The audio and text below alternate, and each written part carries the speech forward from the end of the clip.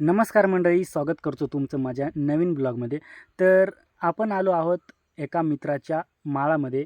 तर पाहूया तिथं जाऊन त्यांनी काय काय शेती केलेली आहे. आता सध्या एप्रिल महिना चालला आहे, म्हणजे कडक उन्हाळा चालला आहे. तर मित्रांनो, पाहूया काय काय त्यांनी केलं आहे, त्यांचा माळ कसा आहे ते तुम्हाला मी दाखवण्याचा प्रयत्न करतो मित्रांनो.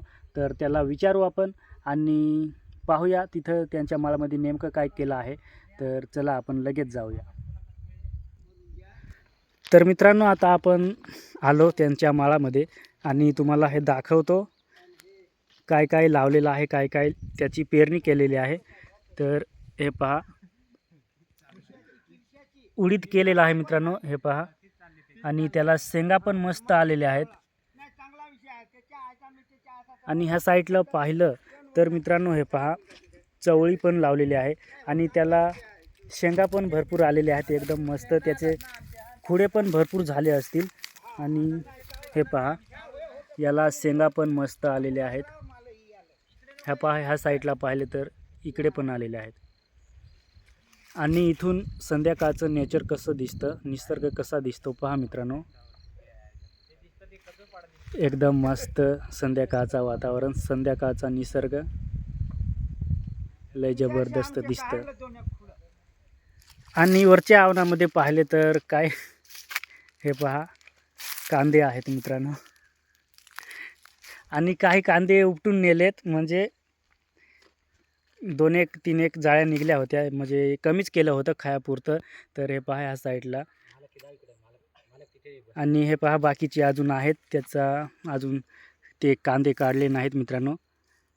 आमच्या गावाकडे एकदम पाणी कमी, त्याच्यामुळं हे पहा अशा पद्धतीने पातळ पातळ कांदे येतात. आणि वरती पाहिलं तर हे त्यांचे आंबे.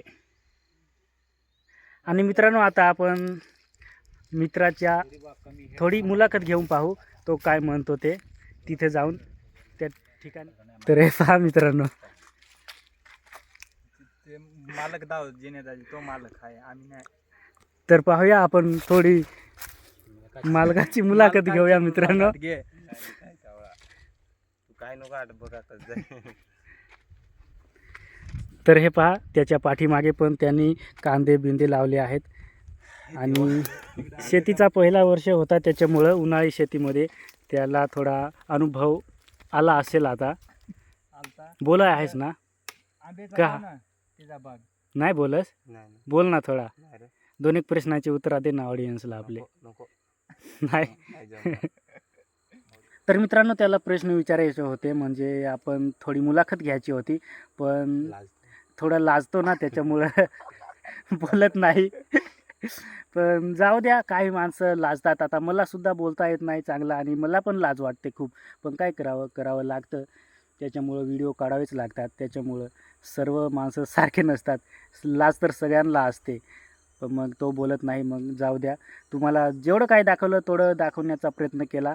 आणि परत जास्त थोडा व्हिडिओ वाढवायचा होता, बोलायचं होतं, पण मालकच बोलत नाही, त्याच्यामुळं आता जाऊ द्या. तर मित्रांनो, आपला छोटासा ब्लॉग कसा वाटला कमेंट करून नक्की सांगा आणि आपल्या चॅनलला सबस्क्राईब करायला विसरू नका. तर मित्रांनो, आजच्या ब्लॉगमध्ये एवढंच. जय हिंद, वंदे मातरम.